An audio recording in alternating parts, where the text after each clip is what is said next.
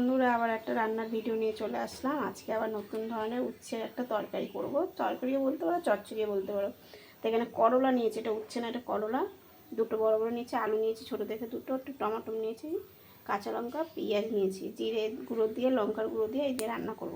আর এই দেখো কালো জিরে সম্বাদ দিয়ে দিয়েছি। আগে উচ্ছেটা একটু ভেজে দেবো। দেখো আলুটা ভাজা হয়ে গেছে, এবার সব দিয়ে দেবো।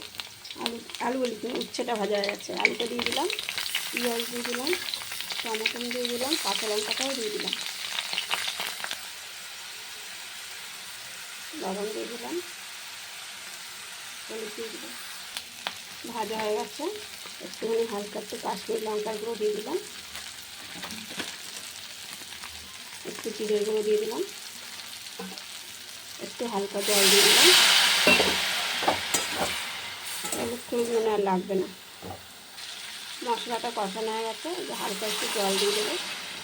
আলুটা সিদ্ধ হয়ে গেলে এটা হয়ে যাবে। রান্নাটা হয়ে গেছে, চিনি দিয়ে দিলাম একটু। এই দেখো আলু পুরো সিদ্ধ হয়ে গেছে, আর একটু হলেই হয়ে যাবে। এই দেখো বন্ধুরা, রান্নাটা হয়ে গেছে। এটা রুটি দিয়ে, ভাত দিয়ে তো বেশি ভালো লাগে। আমি তো ভাত দিয়েই খাই। তোমরা তো অবশ্যই রান্না করে খেয়ে দেখবে, খুব টেস্টি লাগে। আর আমার ভিডিওটা কিন্তু দেখে কমেন্ট বক্সে জানাবে কেমন লাগলো।